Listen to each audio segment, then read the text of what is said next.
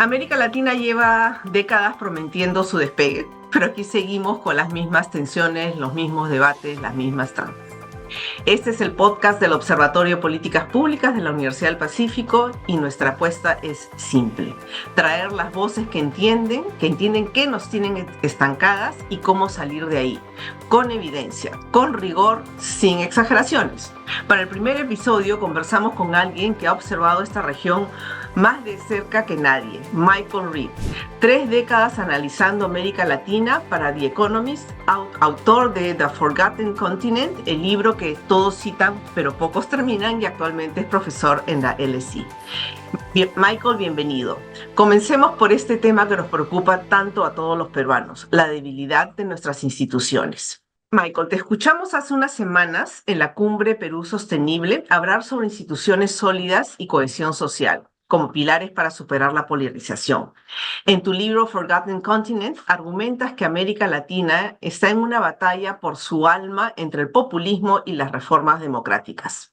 Desde tu experiencia cubriendo la región por más de 40 años, ¿cuál es el principal obstáculo que impide a nuestros países construir instituciones confiables y duraderas?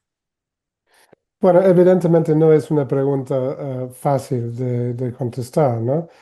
En primer lugar, hay que, como siempre, remarcar la diversidad dentro de América Latina. O sea, países como Uruguay o hasta Chile tienen instituciones relativamente sólidas. Otros tienen instituciones mucho más débiles. ¿A qué se debe? Bueno, yo pienso que hay factores de historia, de geografía y de política, ¿no? Y sociopolítica, ¿no?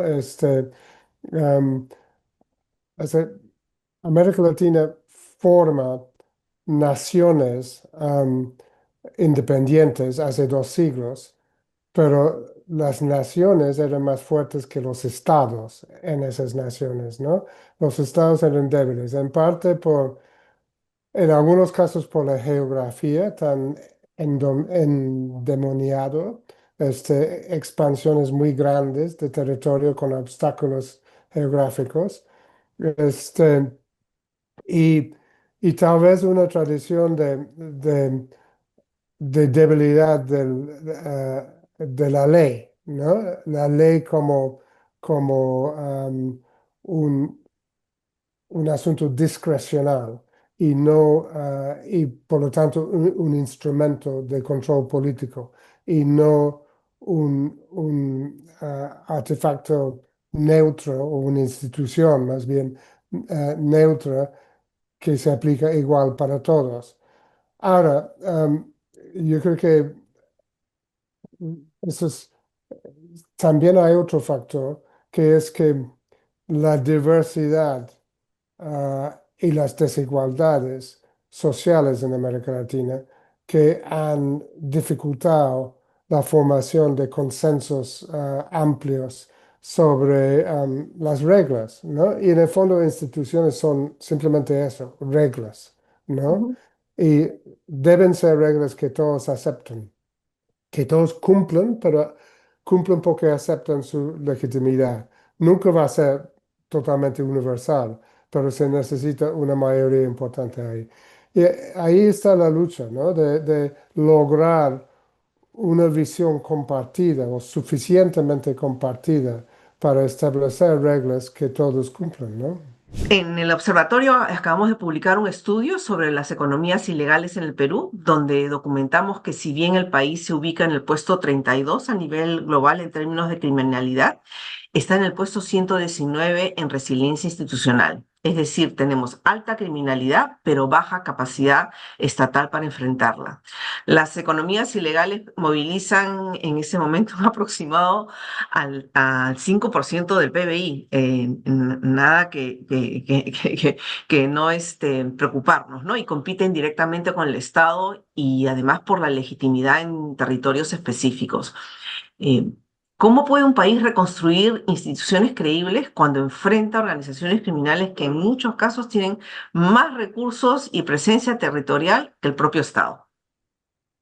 Bueno, efectivamente, una de las cosas que ha pasado en América Latina en este siglo es la expansión y generalización del crimen organizado. O sea, hace 25 años el narcotráfico era un problema básicamente ubicado en Colombia, Perú y Bolivia, que eran países exportadores. Y hoy día el narcotráfico bueno, extiende geográficamente por toda la región latinoamericana. Am, los países son consumidores y de transporte. Y el narcotráfico ahora forma parte de un ecosistema más amplio de crimen que tiene que ver también con minería ilegal, que tiene que ver con tráfico de insumos para la minería ilegal, tiene que ver con tráfico de personas y la extorsión, que es ah, un fenómeno absolutamente nefasto y que es nuevo en el Perú, ¿no? Y creo que o sea, por un lado, el desafío se ha hecho más grande, o sea, el adversario se ha hecho más fuerte y más peligroso, ¿no? Y por otro lado, yo pienso que ha habido un retroceso en el Perú, sobre todo en la policía, porque hace 25 años no había tanto delincuencia en el Perú. El Perú no era un país tan inseguro, había problemas específicos, ¿no? Um, y había antes de eso represión política, etcétera, ¿no? Pero yo pienso que se ha debilitado mucho la policía, se ha politizado también, y lo que se necesita para enfrentar el crimen organizado. Bueno, en este momento en América Latina hay un ejemplo que es muy de moda, que es el ejemplo de Nayib Bukele en El Salvador, cuya receta es encarcelar 3% de la población, o sea, y un porcentaje mayor de jóvenes ah, masculinos, ¿no? De hombres jóvenes. Este, y yo pienso que esa receta, y uno puede criticarlo por injusto, y yo pienso que los salvadoreños que en este momento están muy agradecidos porque se sienten mucho más seguros, con el tiempo se van a dar cuenta que hay inocentes que han pagado por culpables, ¿no? Am, pero más allá de eso, yo pienso que no es una fórmula fácilmente exportable. El Salvador es un país pequeño, compacto, que tenía un problema bastante específico de pandillas, ¿no? El Perú es un país grande, complejo, con crimen diverso. Y yo pienso que lo que se necesita es más lo que está intentando hacer el gobierno en Chile, que el gobierno de Boric cuando entró subestimó la importancia o el problema de la inseguridad, pero con el tiempo aceptó que tenía que ser una respuesta más efectiva. Entonces, ¿qué tienes que hacer? Tienes que fortalecer toda la cadena de la imposición de la ley, Ujú. desde, desde la policía en la calle, sobre todo la inteligencia policial contra los grupos organizados, el sistema del Ministerio Público y del Poder Judicial para que hay juicios justos, pero rápidos y efectivos, y que no hay jueces que están amedrentados o coimados. Y luego el sistema penitenciario. Se necesita cárceles seguros donde el Estado manda y no los criminales. Y obviamente que tiene que cortar esa comunicación en que los criminales dirigen sus actividades desde las cárceles. Entonces, es un trabajo múltiple, multisectorial, y que no es de la noche a la mañana, pero es muy importante que la población siente que hay una respuesta, que puede ser que va a tardar, pero hay una respuesta. Y que no es simplemente un discurso de que tenemos que superar la pobreza y la desigualdad. Es verdad, hay que hacer eso, pero no se puede esperar para eso, para tener seguridad. En tus columnas recientes has mencionado el concepto de agentes despolarizadores. Pensando en un país como el Perú, donde acabamos de documentar que el 86% de la población percibe inseguridad y solo 19% confía en la Policía Nacional, ¿quiénes deberían asumir ese rol de despolarización? ¿Los líderes políticos, la academia, el sector privado, los medios? ¿O necesitamos más bien una articulación multisectorial? Bueno, en realidad no me acuerdo haber usado ese término. Es posible que que Tal lo vez sea una usara, traducción nuestra este, conservativa. pero, Sí, pero, y la memoria no es lo que era. Pero bueno, no te preocupes. entonces, o sea, enfrento la pregunta, digamos, ¿no? Am, yo pienso que hay dos cosas ahí que me ocurren, ¿no? Antes que nada, hablamos de la polarización un poco, ¿no? Porque yo pienso que lo que hay, sobre todo en el Perú, es una fragmentación política, Ok, este, sí, que dificulta aspectos del funcionamiento del sistema político y quita credibilidad, ¿no? Pero creo que ha habido una polarización cultural entre dos grupos, para usar términos que no me gustan, pero son los términos que se usan en el Perú, entre los caviares y la derecha bruta achorada. Y yo pienso que esa batalla cultural se llevaba a cabo en un proceso de destrucción política mutua, usando el sistema judicial, la judicialización de la política y la politización de la justicia, porque van de la mano. Y ha dejado a todos derrotados finalmente, ¿no?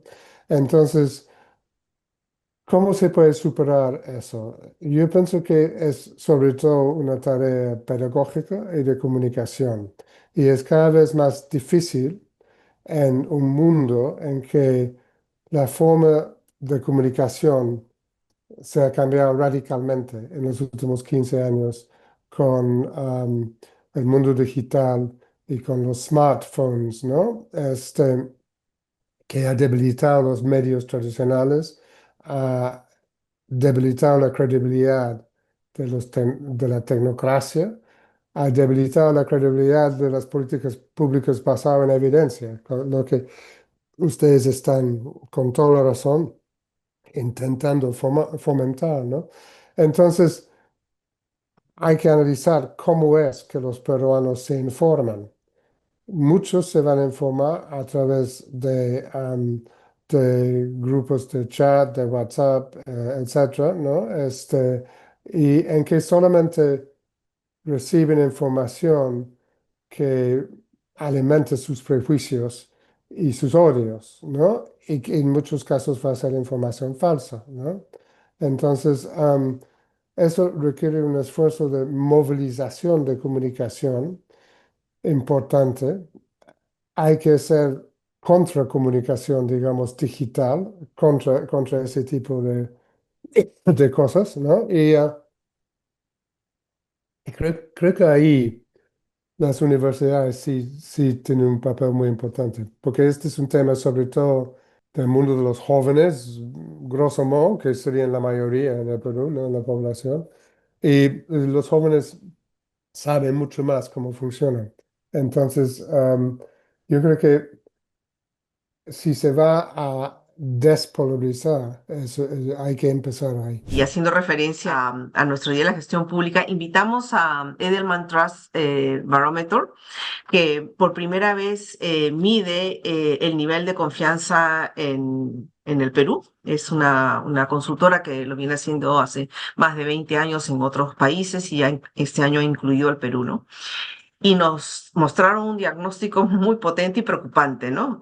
Que el Perú enfrenta una profunda crisis de confianza. 8 de cada 10 peruanos sienten que el sistema favorece a unos pocos y esa percepción pues erosiona la relación entre las instituciones y la ciudadanía, ¿no? Y el Edelman Trust Barometer le llama esto a un sentido de agravio. ¿no? Los peruanos se sienten agraviados, que es una traducción del grievance, que probablemente no es literal, pero es como lo sentimos. El peruano se siente agraviado en su país porque no se siente identificado ni representado. Así que reconstruir eso es una tarea del Estado, del sector privado, de la sociedad civil, ¿no? Hay una tremenda necesidad de recuperar esa confianza y esa recuperación es una tarea compartida. Y me gusta tu mensaje sobre hacer contracomunicación para que el poder educar a nuestros ciudadanos, o por lo menos dejar la información para que tomen sus propias decisiones o sea, distintas fuentes, ¿no? Es que yo pienso que hay dos cosas ahí. Uno es que para mí el dato que más explica los problemas de Perú en este momento es que 73% de la fuerza laboral trabaja en forma informal. Y eso me parece que es un problema económico, pero es mucho más un problema sociopolítico e institucional, porque quiere decir que esos grupos no comparten una relación convencional con la Ujú, ley. Entonces, no, ahí está la evidencia que no hay un consenso básico sobre las reglas, ¿no? Por un lado. Y por otro lado, en esa economía informal, con algunos pocos de ilegalidad, han surgido nuevos grupos sociales, nuevos comportamientos,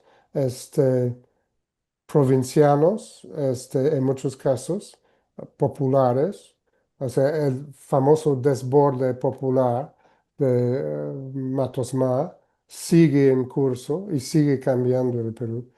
Y algunos de esos grupos han penetrado la política, pero el país no ha encontrado la forma de incorporar a esos grupos en forma armoniosa y constructiva en las instituciones del país. Y esa es la tarea de fondo para mí, ¿no? En los últimos años en América Latina ha habido 10 años de estancamiento económico, básicamente. O sea, en el Perú seguía creciendo, pero menos que antes, ¿no? Y, y eso llevó, porque a la vez hay generaciones jóvenes que son más educados o han recibido mayor educación que sus padres, muchas veces han invertido para conseguir eso. Y sin embargo, las economías no estaban generando las oportunidades que esos jóvenes querían y se sentían con derecho de tener, y con razón, ¿no? Y entonces, eso generó mucha frustración social que se evidenció en los llamados estallidos sociales. Yo pienso que ahora es otro momento, hay tal vez un poco más realismo, un poco más desencanto, este, pero los agravios son muy potentes, ¿no? En la sociedad. Entonces, hace falta ahí un ejercicio de empatía, ¿no? ujú. Con los grupos que no están en los lugares más privilegiados del país, para entender su visión del país y para tratar de comunicarse con ellos, ¿no?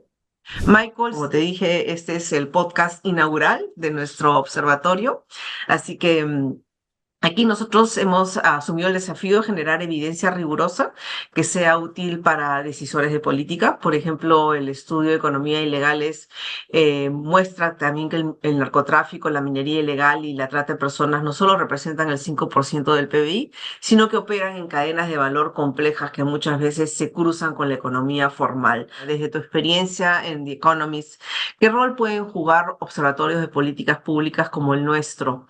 eh, para apoyar a la evidencia, ¿no? Y no generar solamente papers académicos que que no son fáciles de traducir en políticas públicas. ¿Algún consejo que nos puedas dar para este esfuerzo que estamos haciendo para que el observatorio que sea un instrumento y que sea un instrumento para que sea usado de manera más activa y no que sea un instrumento pasivo? Bueno, mencionaste antes que en el Perú hay muchas leyes y efectivamente en América Latina hay muchas leyes. Y esta idea que tal vez viene de la colonia, de que si apruebas una ley, cambias la realidad, es una ilusión, evidentemente, ¿no? Y muchas veces aprobar una ley es una excusa por no hacer nada. Entonces, lo más importante es la implementación, ¿no? De políticas públicas y enfocar los outcomes, ¿no? Los resultados de las políticas públicas en forma rigurosa. Pero yo diría que lo más importante en lo que están intentando hacer ustedes es una defensa de la importancia de lo público y las políticas públicas, los servicios públicos, ¿no? Porque